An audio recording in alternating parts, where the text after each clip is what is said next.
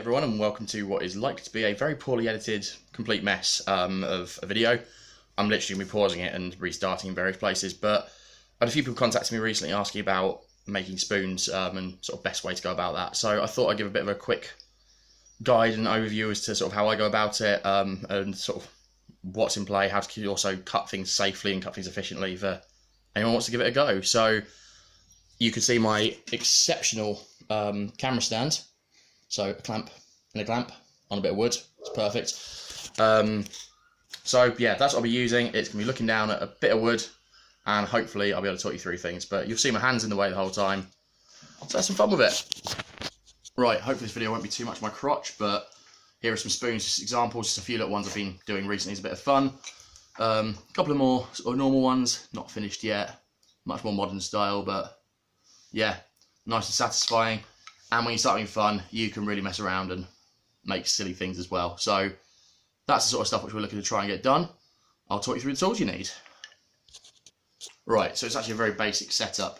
You really don't need much to actually make a spoon.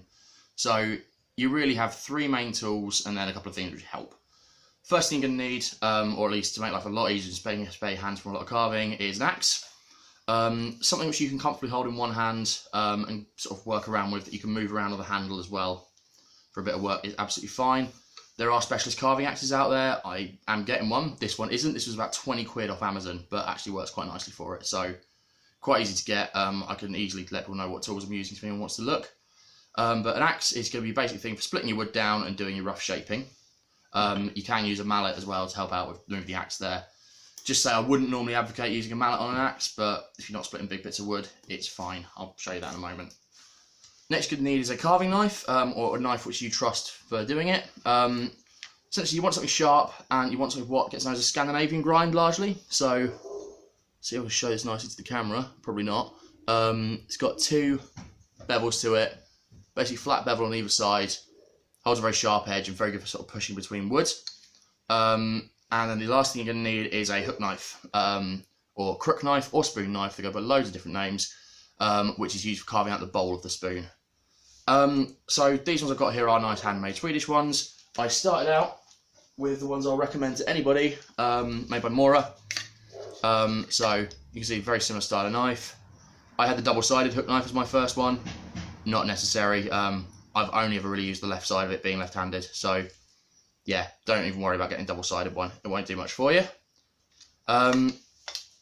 If you are using knives, I can recommend, especially if you're learning, get yourself a cut-proof glove. Again, very cheap. They come in pairs. Don't cost much for them, and they will definitely stop your hands from getting cut if you slip, which you're likely to do first few times. But hopefully the cuts I'm going to show you, you won't really end up slipping. And last, and by no means least, something quite useful: pencil. Because then you can actually draw what you're shaping to and you can work towards a line rather than guessing. I'm going to use a Sharpie during this because it will make it a bit clearer on the video. So, that's the tools you need. Next you need wood. So, talking wood. I'm not funny. So essentially you're looking for a piece of wood which you can make a spoon out of. Really any kind of bit of wood will do. You don't want it to be too thin, of course, otherwise you can't really get something out of it. And in particular, you want to avoid using the very middle of a bit of wood because it's got a bit known as the pith in it, which is where basically it runs up. You can potentially see right in the middle of this chunk of sycamore just here. There's your pith. That'll go really soft. That'll split. It will definitely crack around there. You can pretty much scoop that out with a pin or anything like that on it. So ideally you want to work down and avoid that middle bit of wood. So splitting something in half is good.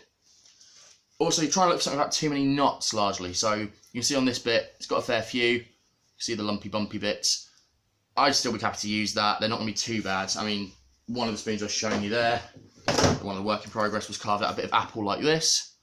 You can see it's absolutely covered in knots. So it's doable, but it's far more likely to crack around those when it dries. They're much harder to work as well, and basically mean the grain isn't going in a nice way. But essentially, all you're looking for in a bit of wood is preferably something green. You can use something seasoned, but it's going to be a lot harder work on your hands and probably a lot tougher.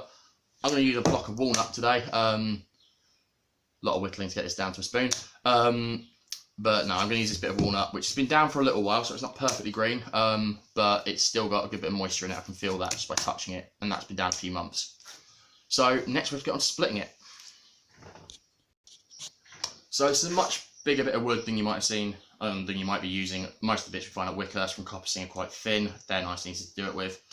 Bigger bit of walnut here. I'm still probably going to use the mallet because it gives quite a nice precise split, but often I would just literally hit this with the axe and go through.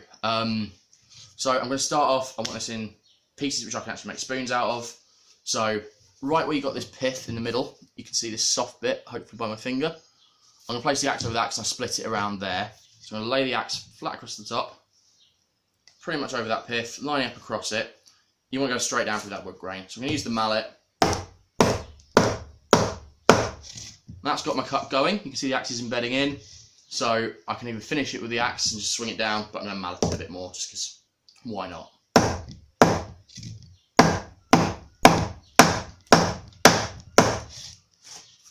Right, we'll see a split beginning. And there we go. There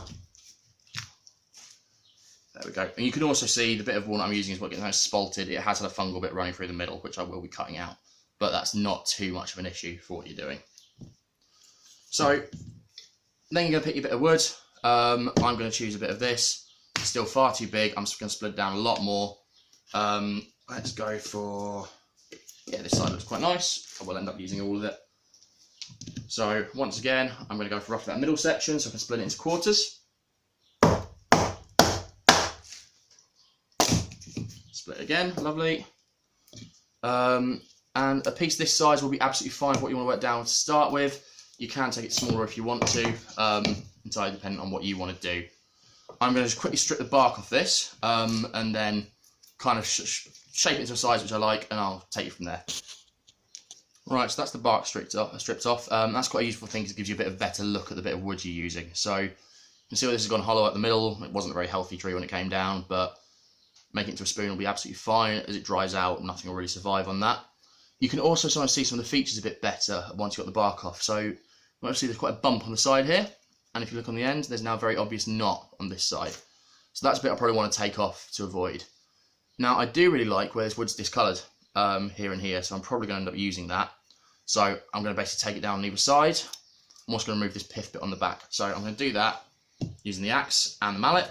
You can do it using a full tang knife as well, but taking it down to a bit of better shape basically gives you a much nicer starting block. So again, same simple thing, place the axe on it, just split bits off, works easy enough. It's much more controlled than actually hacking at it, so doing it like this does make life a bit easier. But then again, you can trim it down. Again, I really like this dark wood in the middle, so I'm probably going to try and use a bit of that as well on the final featuring. Let's remove this side of the knot as well.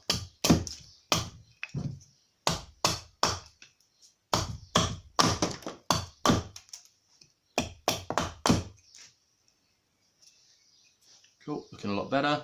Should take off a lot more of this side as well because I don't really need that. I'll show you about doing the cuts in a moment when I've got it to a nicer shape.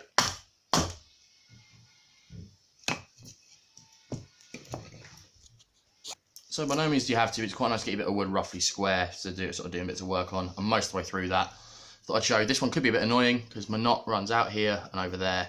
So that's a bit I'm probably going to want to remove. So my original plan, I thought I was going to do the bowl at this end. I might end up doing the handle at this end because it's easier to work around. So I end up doing the bowl of the spoon down here. So look at the bit of wood, judge it as you go, but that's roughly what I'm going to look at. So I'm just going to pretty much square off this back of this, make this into a bit of a nicer shape to work. And then I'll start showing you sort of the design and how to start cutting it. Right, so now it's time to start actually looking at the shape you want your spoon. You can draw whatever you like onto it, you can do it completely freehand, but essentially make the choice to what shape you want before you start carving, because then you get a bit of a better idea as you go. You may end up with bits like knots which mess with you and tell you to go in a different direction, but it's all quite adaptable. But you basically, when you're working down this long grain of the wood, you want your bowl at one end, obviously handle coming up from it. I actually really like the shape I've got in the bowl of this one. It's really comfortable, it fits nicely in my mouth, so I'm going to pretty much place this on and draw around it. You can make cardboard templates, you can do all kinds of things to make life a bit easier, but essentially do it as you like. I'm going to place this just a little off this end. You can go right the way to the end of it. It does make it a little more efficient in some ways, but because I know this wood has been dry for a little bit, it may split a bit more at this end, so if I just take it around there, I might be working slightly wetter wood, which is a bit better. And I'm just going to try and avoid this knot here, so I'm just going to draw around it with a Sharpie, so it should be quite visible when I'm working to it on the camera. Might need to do a resanding of this spoon, but you know, that's fine.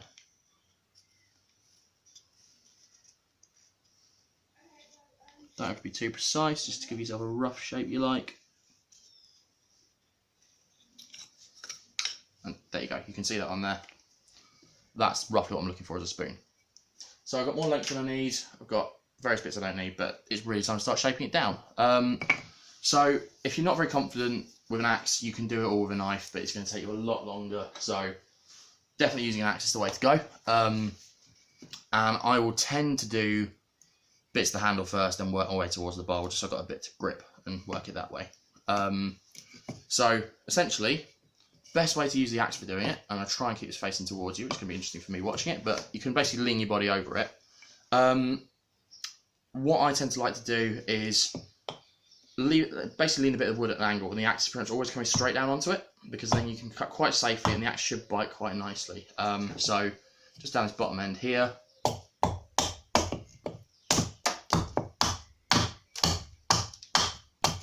You can be quite firm with it, because I don't mind that I've knocked that a little bit at the end, because I'm going to carve it more precisely as I go. I quite like doing this and making a few rough cuts up the side. And then chopping it downwards. You can see I'm already trimming quite a nice shape on this end. What I will say is, you can see the way I'm gripping it. I hold it at the top, keep all my fingers curled round. Essentially the axe is on this side. The worst that's going to happen is it's going to go over here, unless you basically take it up here. But essentially, if your fingers around the corner from that top the whole time, you should be pretty safe. If you feel you're doing anything to make you uncomfortable, a bit closer to your fingers, what I'd always recommend doing is hold a bit of wood and the axe together, lift them up and drop them down, and that'll start the axe biting in. It won't be as deep a cut, but it won't be a cut on you, so much safer. But yeah, essentially, little chops of the axe to leave bits out, and keep working it down, and you're going to get your rough shape out. So I'm going to get mine a little more shaped, and then I'm going to show you a couple of other things. Right, so I'm going to do a little bit of work around the bowl now. You see I've got roughly there on the sides. I'm going to take it close with the axe. You go as close as you feel comfortable. Don't worry about taking it all the way in to start with. You can see pretty much where this long dark streak is down the middle. You can see the grain of the wood, so that's what you want to follow as you're doing it. You can kind of see as you do it, if I get the axe biting, you see the way it's starting to split down just below it? That's where it's following the grain. So if you try and go straight down into this area, for instance, too heavily, I might split right the way down through the bowl of my spoon, which I don't want to do. I want to be quite controlled with it. Axe is going lower. You can see I'm never raising the height of the axe blade actually above my fingers, so I feel very confident gripping it like this. And I can take it down quite close to my bowl. And get rid of corners really easily, because the axe has got a nicer surface to bite into. It sticks out a bit for it. Let me take this in a bit closer and I'll show you my next couple. So I'm going to work around the bowl a little now. You can see I already went kind of down the sides. Same principle applies as what I was saying earlier. Lean a bit of wood and angle the axe straight down. So if I want to work this side of the bowl, I want to go around it. As I'm getting close to that edge, I'm just going to turn the wood a little. See how the axe is basically going to work its way around that edge. Get a much more precise cut this way. Little motions, you can chop quite near the edge. It doesn't matter if you miss if you're going onto a piece of wood. And then you can kind of nibble it into the shape you want. And you're unlikely to cut over your line because you're cutting away from it really. So I'm getting closer and closer to the actual shape of a spoon, which is kind of lovely. Obviously with eating with a spoon, you can use it as a perfectly flat spoon, that's fine, it does work well enough, but if you want to be a bit more efficient for eating with, you want to have a little something which gets known as crank. So most people who carve spoons, basically having it at a bit of an angle, because then you can scoop in a bit easier, it's a lot more natural to use, so that's the way to do it. There's a couple of ways to do this, one of which, and the safest way to do it, we're using a saw. Of course I've left the one I would usually use up on the wall, so let me grab that.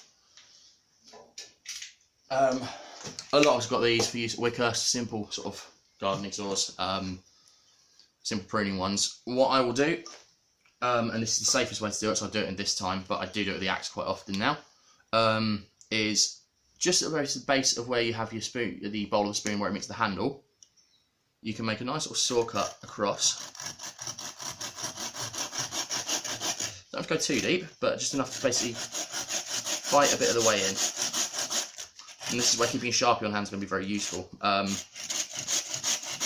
So I'm going to go, if you can see, I've got a little way down, I'm going to go a little further. Give me a moment. Right, so this depth here should be a fairly suitable sort of crank for my spoon. You don't have to do this with a saw if you don't have one. You can do it with the axe. It's one where you have to watch for the axe bouncing a bit, but typically you're just going to whack down onto it. Start steadily, but of course the heavier you hit, the deeper it's going to cut. Be careful with your precision. I would recommend using a saw when you first start doing this, but use the axe later as you go. I'm also with the saw cut. I'm going to cut down into this side and this side a little, just so then I can get down towards the line of my spoon and I can remove some of this waste material without the fear of it splitting down. So I'm going to make those cuts now. So right, I've got my cuts all the way around. It gives me a bit of basically safety for when I'm working on it. That, as I say, I'm not like to split the wood as much, but you still have to watch out that when the axe bites down in, you hit too hard, it's going to jump beyond that, it's going to jump into that bowl and break it. So I'll show you a little bit on this side how I take it down. Again, perfectly fine to do it with an axe. Again, you'd be holding a bit of wood, you're biting down into it, so this is where it's watch out for your hands. Do it if you're confident with it. I wouldn't if you're not. Build up your confidence as you go. So I'm going to now just start trimming down this side. I'm actually going to go quite gentle, because you see how that just splits away from there. So little gentle taps. Start it rolling down. Again, little gentle tap and it comes away. That wood will split off. I'm going to get closer and closer to the mark which I want. So lean your wood again, let the axe bite down into it, and take that shape down steadily on your sides. You get it a lot closer. I mean, I can pretty much now pull that off. So just gentle taps and you're going to get there. I'll trim this down a bit. I'll show you the next bit. So you can see I'm now most of the way there on my handle. I now need to do kind of the same for the bowl. This is where you do get a bit closer to your hands, so one to be a bit careful with. You will watch people do it this way. This is a safe way to do it, trust me. I've done it a few times. Where, again, little taps, and you see the angle of the axe. If this does go, it's going to hit here. So this is the way which you can do it, for taking it down. In some ways, the sharper your axe, the better, because it's going to bite the wood. If you hold it at an angle, it's not very sharp, it's going to skip. So that's what you want to watch. But once again, you can do this by holding it in the usual sort of upright position. And again, make use of that line where you've sawn. And start trimming it down towards that. And you can see I can get quite close up on this line. Little taps and get a lot closer. So I'm almost working corner to corner here because it's quite an efficient way to do it, because I'm not trying to take as much wood off at once. I'm only taking a little bit. And I'm going to get quite close to that line. So let me do the same on the other side, get this side a little closer as well. Just so you can see while I'm doing this bit, how I'm holding the axe, I'm right up on the head of it. It's got loads of control and it's little taps up here. So on this side I want to be close. All I do is a little bob of the wrist, and I can get very close to this line by just letting the axe do the work. Little nibbles effectively. I'm pretty much towards that line. So this is where I'll leave that for the moment. You can see much closer to the shape of my actual spoon now. Much thicker than I need to be, so I'm going to remove some of this from the back. Nice and simple, same sort of thing. I'm going to start on one side and basically just trim my way down. If you would basically want to split away at any point, twist your wrist away from the piece of the workpiece. You can hear it splitting, and I'm going to get a lot closer to the shape I actually want. So you pick it up and drop it. Nice, efficient, clean cut.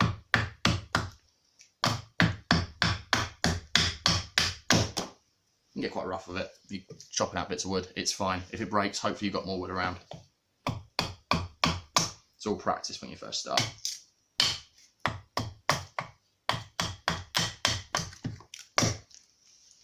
Right, that's a bit close to where I want it. Now it's working on this crank. So where I've got this cut line before, it's kind of where I want to work down to. You're probably going to lose your Sharpie or your pencil line. Pencils rub off a lot as you're doing it anyway, especially green wood. That moisture gets rid of it. So I want to cut down towards that line. Nice and simple. Same sort of thing. Get the bit of wood, rock it away. I'll start up near the top. There goes my Sharpie line, so I'm cutting it right off. I'm going to try and split this wood. There you go, down towards that saw line. Little nibbles to finish it off. And I've already got a bit of shape going on this handle here, so that's going quite nicely. It's going to have a decent crank to it. For doing the bowl, this is where it's obviously a bit riskier.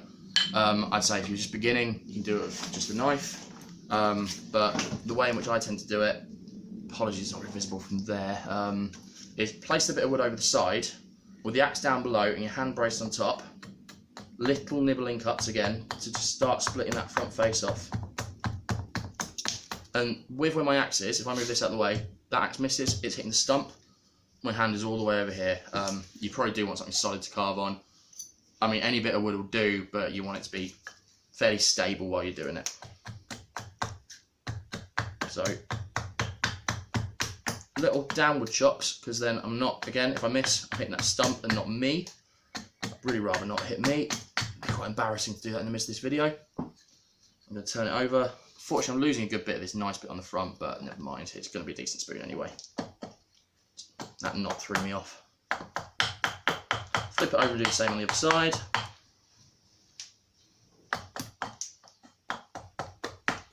Again, the sharper your axe, the better. So as you can see, I'm getting a lot closer in towards a spoon shape now. Next trick, I'm just going to basically take off the back of this bit of the handle and this end of the bowl, get it close to the final shape I want. So, as you probably guessed by now, same sort of angle. Not quite rough because I know I want to remove quite a lot of this. A few cuts lower down would be a bit of relief, so where this was biting there and getting stuck, these lower cuts more should split off a bit easier when I come to do this. Those little twists of the wrist, that rolls that wood open, stops my axe from getting bound and getting stuck. Apologies if the audio is terrible while I'm chopping, it's easy for me to think while I'm doing, it's how I do things. So there you go, already getting much closer on the shape of the handle. A little more off the back here. It doesn't need to be too chunky. Be comfortable to use, not some kind of monstrosity.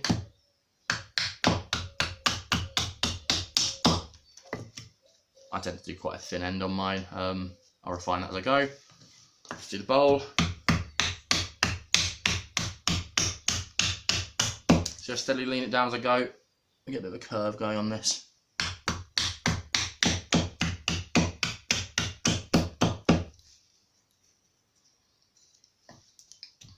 And I'm going to trim these sides as well. So you can see, I'm going to do that, start giving them actually a bit closer to the shape I want. As I said earlier, do as much with a knife as you feel comfortable with, or basically only as much with the axe as you feel comfortable with. Move on to a knife once you feel like you're going to not have your eye in, once you feel you're going to start missing, or especially if you feel you're not going to be safe. Right, so I'm down to this point now. Most of the way towards the spoon. I could take this closer. I want to do a bit of playing around with how I'm going to do the handle. I might do a bit of a more modern style bushcrafty one. Has getting quite popular with some Scandinavian woodworkers, just 'cause it looks quite pretty. I'm going to show you a few cuts for the knives now, just for the whole how to do things. I'll start you off with a straight knife on just a bit of scrap, and then I'll grab the hook knife, because both of these you can cut yourself with, and I'd rather you're safe while doing it. Right, do a quick rough out, but it's enough to give you an idea of what I do with the cuts and how to do them safely. So, I'll just clear that off. So, you're going to need your knife.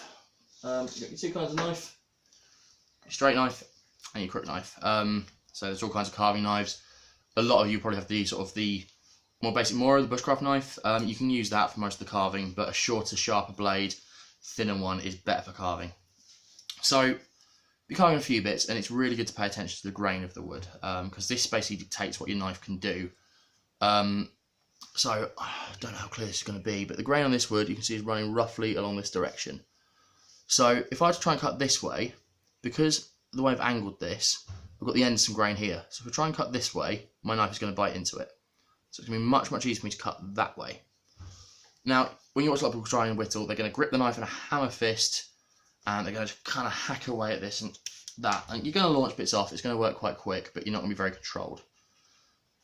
Most of the time, you'll see when I do it, you'll see I've actually got the thumb of this hand on the back of the knife, and I can push it, nice clean cut bit off, and I kind of twist my wrists away, going quite deep with this cut. You can go a lot shallower than that, and basically gently leave bits off. That's probably your most controlled way of doing any form of carving, is control it with your dominant hand, thumb on the hand holding the workpiece, moves it round. So Really nice and controlled. I can kind of take off whatever kind of bits I like and go quite rounded with it and do it that way. If you want to remove a lot of materials, I'll probably do on the bottom of this handle. Reverse the knife in your grip. Hold it this way and then almost have your elbows outwards and place the knife here, angle it slightly down to the piece of wood, and then pull the piece of wood through the knife. And I'm going to basically, doing that, be removing a lot of material very quickly. So you can already see it's getting thinner. A couple more cuts like that. There you go. You can see it's getting a bit of shaping to it. I'm going very quick there, so this is just for the rough guide. The one big thing you will always be told when using a knife, I'm sure you heard a lot when you're younger, is never ever cut towards yourself. I'd say that's incorrect. Cut towards yourself, but only if you're doing it in a safe manner. So again, one of the ways of actually getting quite an efficient controlled cut, especially if I want to go down this handle and put a bit of shape on it, but do quite a long cut, I place this handle against my chest. Apologies, I'm not too close to the camera. Again, put a bit of the knife on and then just pull it towards me. I'm holding actually quite hammer grip this time because then my thumb's not anywhere near in the way. And as I do this, I get a good look at the piece of wood. I'm not going to slip. If I slip, all I do is punch myself. Obviously, don't angle it towards yourself, angle it back away from you. And you can do it nice and controlled, and I'm working the grain here, but yeah, you get a good bit of control on it. It's pretty much on my sternum at the moment. It's not the most comfortable thing, but you get very used to it. Rounding edges, so I've left these very rough. Rounding round here, again, I'm going to use this push down. Probably try and keep your fingers round out of the way. I'm quite confident. I know that with the angle of my knife, if I slip, it's going to hit here. It's out the way of my finger. Keep your fingers round out the back if you can. When you're starting, you get much more used to that positioning. And then basically quite a tight grip. You can cut downwards quite efficiently. The other thing with cutting towards yourself is actually, yes, do have your thumb on it and cut round towards yourself. So bowl of this spoon, again, very rough out one. I'm going to do a much nicer job of mine. If you can see, I put my thumb on this far side, hold the knife here, and the action I'm going to do is just curl these fingers. So I'm going to essentially hold this nice and firmly. This isn't in the way, and then if you can look, I'm just basically pulling this round, and most of this knife is going to go here. Again, I'm comfortable doing this. You don't have to be, but for rounding these edges, I find it's the most efficient way to get an easy rounding cut. You can see already it's rounding a bit around this side here. I'll do a little on this side.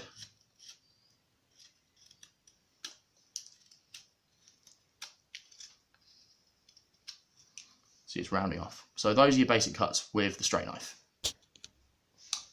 Right, so second, got the hook knife. So I'm left-handed. I use one with a left-handed bevel. So sharp on this edge. Again, a bit like the knife, the thinner and sharper it is, the safer you're going to be, because it's going to cut better. More works absolutely fine. I can do stuff on sharpening if people need it for any tools they've got, and I'm more than happy to sharpen things for people because I enjoy doing that. So this is going to be used for holding out the bowl of your spoon. Now, most people I know when they first start using one of these are going to cut themselves, and most often it's going to be cut on the thumb because there's going to be this tendency to put your thumb here and pull it towards yourself, and I can already feel it's going to hit me. So if I'm going to do this, my thumb is on the underside. I'm actually holding this in quite a tight grip here, and again, that same sort of scooping motion I showed you with the straight knife, literally just curling the fingers. So my thumb is out the way around the back, and this little scooping motion, quite a roll of the wrist I find, and you're going to start hollowing this out. And if you're not particularly confident doing that, I find you can hold it this way and effectively hold the knife still. So you're holding them almost against each other and turn the bit of wood through it. Well, it's not as efficient, but once you get going, that's the other tendency with these. They don't go fast to begin with. As soon as you start biting, they will go fast. Final way of doing it for ultimate sort of safety side of things, place your workpiece down, put your knife against it, and pretty much just turn the workpiece through the knife, and you're going to start hollowing out that bowl quite quickly. So that's completely safe. The most I'm going to do is hit my stump doing this. Can do it this other way up as well for working from the other side. Looks a little dodgy, but again, I'm nowhere actually near my arm. Most I'm going to do is hit the stump. So that's basic safety of these. We'll go on to the actual carving on your nice spoon feel free to practice these on a bit of scrap as well. Right, so you're down to your rough shape of your spoon. You now have to do the cuts. If you're not down to this shape yet, if you left it a bit wide before using the knife, feel free to draw it back on once you hold this crank to it, because I'm quite close to the shape. I'm quite happy with it. So I'm going to start off actually, much to show you the straight knife stuff first, with the crypt knife, because if I basically get the shape of my bowl right, I can work around that. Always good to keep sheaths on your tools when you're not using them. Birch bark sheath, actually authentic, they're lovely things. So, got my spoon, I'm going to start on hollowing the bowl of this. You can do this using an adze if you got one, just to get it started, but a good sharp crypt knife, you will work fast enough. So let me get this started and I'll show you, I'll basically get you towards where I start refining it, and I'll show you it then. Through the miracles of technology, we have zoom. So, you see I've started the hollow out, and I want to kind of get it to follow around this edge. So, essentially, I'm just going to approach it from different angles as I go. So, shaping it a bit around the back here, I'm going to hold it this way because then I can work on this edge and get a bit closer to where I want to be. Start taking it inwards. You can go quite deep on your bowl as well. It's whatever's really comfortable for you. Depends on how much you want your spoon at any given time. I'm quite greedy, so I tend to go for quite a lot. So now I've flipped it again, and I'm going to keep working this back end. Again, fairly small cuts, just because I want to get quite close on this edge over here. I tend to go a little deeper at the back of my spoons, a little shallower at the front, just because that's how I find they're quite comfortable. But you can see once your crypt knife starts going a little deeper, the cuts get a lot wider and smoother. You take a lot more material at once, so start slowly and you'll work your way up to it. Again, I'll get this a bit closer and I'll show you a bit of some refining. Right, so we're getting a little closer. Essentially, I'm just going to keep sort of nibbling down, stopping in the middle where that bit of wood flakes off. So you'll see I've got a couple of curls coming out in there. Just keep working it that way, really. Get as close as you feel comfortable to on the edge. Doesn't need to be a massive bowl on the spoon. Again, as I say, it's whatever you're comfortable with and whatever you really want to fit in your gob. Essentially, just always use this scooping motion, and it works quite nicely. Keep your thumb out the way around the back. You should be quite safe from it. I'm cutting up towards the grain there, so you can see as I'm going into it, you might be able to see the knife is kind of biting a bit. This is where I've got a tendency to slip. Don't force it. If it's getting stuck, that's where you're going to slip. So actually, I'm going to have a lot more success working down along the edge of the grain, because then I'm cutting into the side of the grain fibres, not trying to push them on the ends of them. So I can actually work on this end quite nicely, get towards my shape. So I'm going to finish shaping this pretty much, get very close to the edges and show you just a little bit of finishing it, and then we'll move on to the straight knife cuts. Right, hopefully you can see I've kind of snuck up on my lines quite a lot around towards the edges. I'll be refining the actual shape of this with a straight knife, but you can probably see there's a few sort of lumpy bumpy bits like along this side. They're quite easy to deal with. Again, just target just that little bit and just nibble at it. I use the word nibble a lot, but it applies really well. Essentially, if you try and do an overcorrection, you're going to make a new deeper nibble on the other side. So going simple and doing little bits at once when you're trying to refine your shape, really let the knife just find a bit and take it off. You're going to get a lot better for your actual refining of it. So we've got quite a nice shape for the bowl going there. I'll probably finish this more as we actually go, and potentially more when this video is a bit close to the end. But essentially, I've got the rough shape of my bowl now. I never stop fiddling with it though. So I've got this rough bowl shape. I'm comfortable with that. So now I'm going to start working, because I know actually this is what I want to take it towards. So we're done with the hook knife now. Right, so onto the straight knife. We want to actually get the final shape of our spoon a bit more. So I tend to like a bit more of either a rounded handle or a flat one. It's honestly depends on what you want to do at the time. It can go really quite thin. The tendency is going to make your spoon too chunky to start with. Chunky's fine, then take it down from there. So I'm going to remove a bit of the material on here. Let me move back out again. Using some of the cuts which I showed you. So I'm going to be basically pulling it across, and I'm just going to take off these harder edges, so you can see basically where it's got these quite severe lines. What I want to do is basically just trim them off and round them a bit. I'm not going to worry about being perfect. This is a bit of a demo one, but it's a nice bit of wood, so I quite like it to look quite nice. So I'm going to round those off a little. Again, you can go nice and slowly and precise. This controlled sort of cut using the other finger, but you can see as I'm working up this, because there's a wider bit of grain up here, the tendency is it's going to want to follow this line. I don't want it to do that, so I'm going to put it into my chest. I'm going to cut down this grain line instead, so I'm not going to actually remove the bits I don't want to do. So that's the way to kind of do it. Is realise where your grains go. If you're going to go wider at this top, you cut towards this end, your knife's going to want to bite. It's going to take off this sort of side. So where I'm working above that, rounding back towards an end, perfectly fine to do these sort of cut upwards. As I'm working back down, I'm probably going to want to work down towards the bowl of the spoon because I'm going to work with that grain a bit more. But it varies a little bit. Now I've got this curve, grains right on the top here, so I'm best working down away from it in the direction along here. Whereas on these sides, you can see where it's going to bite here. So just pay attention to the grain, you'll learn it more, you'll get a feel for it the more you carve. I'm going to refine the shape of this handle a little bit, I'll be with you in a moment. Just a quick note, if any of you have been camping with me, you'll have seen me make what I call feather sticks for lighting fires, where you shave the wood down and leave bits on. There is no harm in when you're carving having bits which look like this. You don't have to take them all off at once, because if your knife's sharp, you'll have these little feathery bits sticking off as you're refining that shape in. If you've got that good groove going with the cut, keep going with it, that's fine. You put it too far, you see it doesn't really want to come off, that's easy. I'm just going to shape it off from this end, and nice and cleaned up. So work with it, don't try and force it, and if you've got a bit of a groove going, stick with that groove because you're going to do a lot better out of that. So I do quite a lot of the carving against my chest, so I've raised the camera up a bit so you can see a bit, but essentially for working with this handle, I've got my knife held this way around in my hands, so pointing backwards towards me, and my thumbs on this back end is a bit of a guide, safe from the knife, holding this end, it's working towards me, I'm perfectly out of the way of it, and I'm just going to be pulling these kind of bits to start this shaping towards the handle, which I like, and a bit from the back of the bowl of the spoon. Just twist it round, working a bit more. Doesn't matter if your first one's not dead even.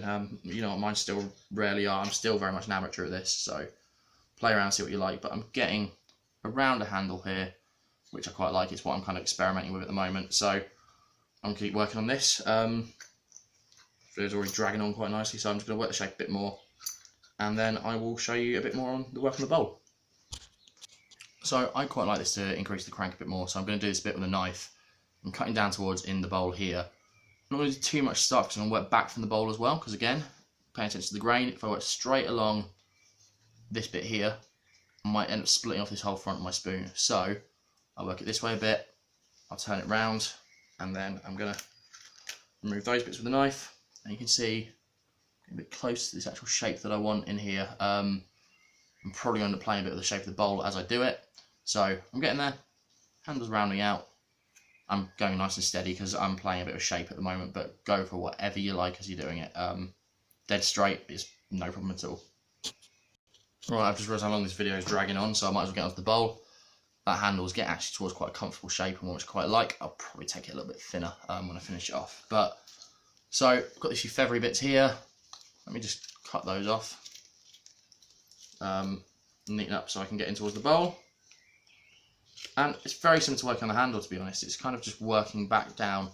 So I tend to start off working this edge of the bowl here. Pretty much if you look down at it from above, you can see where you've got bits sticking out. So I can work this in this, again, this finger curling motion with the knife. And I'm going to get much, much closer to the eventual line I want by working down on that. You can already see this side shaping up nicer.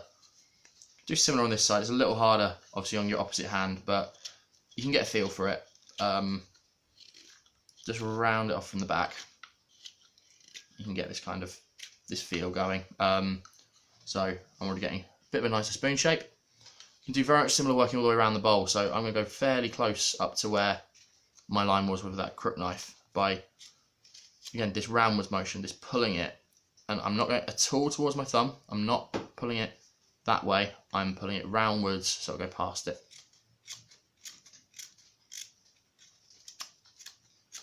So I'm going to keep working around that bowl. I'll get this bit rounder. I'll move on to the next bit. Right, so we're much rounder, getting towards that shape, but you still see there's no way, even with my considerable gob, that's fitting in. So next bit I'm going to do is I'm going to be taking down these sort of edges. Because of the grain, I can't really cut up into them because, again, it might split this front off. So I'm going to hold it by the bowl of the spoon and pretty much one side at a time. Again, this position is really useful for removing some material. Use this thumb as a guide, my right thumb. Left hand twists to kind of pull it away. I'm going to bite into one side and the other, and then I can kind of work them both together once I'm comfortable with it. And so I'm going to pull down this end of the spoon so it goes into a much nicer flow. So that's this stage. Right, so before tidying this all up, there's one last real stage to do, and that is actually thin down this bowl, making something which actually fit in your mouth. And genuinely, that's the best way to test it, is to, when you're not sure, just stick it in your gob. You might get a bit of sawdust there, but it's how you'll know if it actually fits for you, if it's right for you, and if it works. If I get it thin enough on this front edge, again, this sort of pulling motion, I can take this down quite quickly, working roundwards with the shape. And then on the other side, just this little flicking. Most of this, as I say, is sort of pull the wood a little, turn your wrist a little, and you actually get quite nice clean cuts quite efficiently. These thicker bits, honestly, you can really kind of go at those, remove quite a lot quite quickly, but take it steady if you're not sure. It's so disappointing if you got to this stage and you go too much and you basically blow through the bowl of your spoon. Then not as much use of the hole in the bottom, I can tell you that. So yeah, just kind of carve it down, get it into a shape that fits. Most of this back end, because of this curve downwards, you work from the handle of the spoon. Gives you a nice bit to hold on to. Plenty of material you can remove to work your way down towards the end. You can kind of get a feel of how thin it's getting. Don't go too fast, and especially if you've got a good light, it's not a bad idea to hold it up to the light actually, because sometimes then you can see if it's getting quite thin, and you can see any particular thin spots. Obviously you can do this in daylight, but artificial lights work fine too, as I'm working with now. So as I'm working this, I realise I've got these couple of high spots in the middle along here.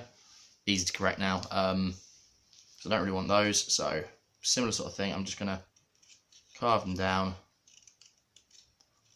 and get this to hopefully move down a bit of a nicer angle from the tip of this spoon down towards basically where it meets the handle. So I'm going to work those down a bit. This side, a bit more awkward I find as a lefty, so I tend to put the knife on and very controlled. You know, this hand's almost pulling back a bit, this hand is using the control, and just let the knife do the work. Don't take off more than it needs to. You're going to put it down towards a shape which you're comfortable with. So keep refining that shape down. So I'm definitely getting there. I'm kind of cleaning up the shape of this just with little knife scuffs along the top, biting off those last bits effectively. Now it's thinner again, you can work around these edges a bit again. You can take these back to exactly where you want them, because once you've got these edges where you want them, you can actually finish off the shape. And then I tend to find once you've done that, you kind of work around the edge on the back here, get it to be quite an even sharpness along the edges of it. I'll finish that up now, but then I've pretty much, other than refining it, playing with it, etc., I've pretty much done this spoon. Right, so I still want to do a little more rounding on the handle. I also am going to do a quick bit of just using my hook knife again, just to very lightly even out a couple of high spots in the middle of this bowl, because I've worked the shape down quite a lot now. I haven't got a lot of room to play with, so it's much more an evening out stage at this point than trying to do a lot of removal of material, because if you could remove too much, once again, high risk of blowing straight through the bottom of it, and all your hard work, unfortunately, then largely becomes firewood, unless you like holy spoons. But that is essentially the essence of it. The next steps is just letting it get a bit drier and then sanding it, because it's still green wood. It's perfectly usable now. I could use this as a spoon straight away. It's quite comfortable in my hand. I'm going to round this off a bit more as well, though, just to make it a bit more comfortable. But perfectly usable spoon. I like the shape of it. It gives me a nice sort of scoopy, hooky bit. Fits my hand really nicely, so that's comfortable. So drying is the next stage. So you don't want it to dry too fast, or it's probably going to split, because you've got lots of different edges of wood exposed. So you can actually sometimes dry it quite forcefully. So actually putting it in the oven works. Put your oven on its lowest temperature and effectively cook it for about an hour. If you start smelling, you know, keep an eye on it. Keep your nose active, because if you start smelling burning, yeah, good idea to take it out. But then you can take it out and it should have dried out quite nicely. Baking wood does work. Other than that, just you can leave it to naturally dry. It started raining outside, so actually I'm quite happy to pretty much just leave this in the garage. Despite being a bit warmer at the moment, that moisture in the air should be okay for it, and it should dry quite nicely.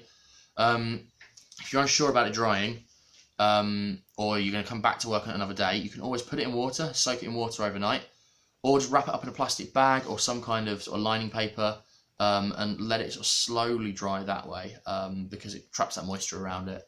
Obviously leave a bit of wood, which is wet in a bag for too long, it's going to go mouldy, so don't do it too long. But pretty much once you're there, it's going to be drying down. Once it's dried a bit more, I will always tend to sand mine. I mean, I've got quite a smooth finish on this, but any bits of exposed grain are going to come up as it dries, really. So sanding it can help quite nicely with that. Basically sand it until you're comfortable with it. Tip after sanding, before you oil it, put it in hot water. So just get a washing up bowl, fill it with hot water, put your spoon into it, and those exposed ends of the fibres of the grain, they'll be lifted up by the hot water. Sand it again once you've done that. Soak it again in hot water. Once it's dry, sand it again, and you've gotten rid of most of those, so it should get a nice smooth finish when you're done. And then after that, you can finish it. Multiple things you can use. Any kind of food safe oil is recommended. You can use a mineral oil, which is completely flavourless and odourless, etc. And that will tend to need a few sort of coats of it to sort of cure in properly, and that'll need fairly regular topping up. If you use something like a raw linseed oil, that actually polymerizes on the surface, so it actually gives it more protection, but you will get a bit of a linseedy flavour to start with. You can even use olive oil, regular vegetable oil, but those have more of a chance of going rancid. I've never had it happen to me yet, but I prefer to use slightly more dedicated things. Don't use the boiled linseed oil you use on spears or anything like that, because that contains all kinds of chemicals. It's not going to be great for you to ingest. So that's essentially the essence of making a spoon. So I'm going to finish this up, and you should see me with it at various shows and events next season, I would imagine. That are one of the many others I'm doing while sitting here at home. I'm quite happy to talk tools with people. I'm quite happy to do stuff on sharpening. If anyone's got any questions, please do to get in touch. And semi-shameless plug, if anyone wants to buy a spoon off me for their kit, do let me know. I can make them to kind of whatever shape or size sort of suits you. Hope that's been useful. It's a long video, so I know it's going to take a fair bit of watching, and I don't think many people are going to watch it in full, but there's your essence of it. Have fun, have a play. It's a relaxing thing to do. It works as a craft at shows as well. So cheers for watching if you have, and I hope you enjoy having a spoon.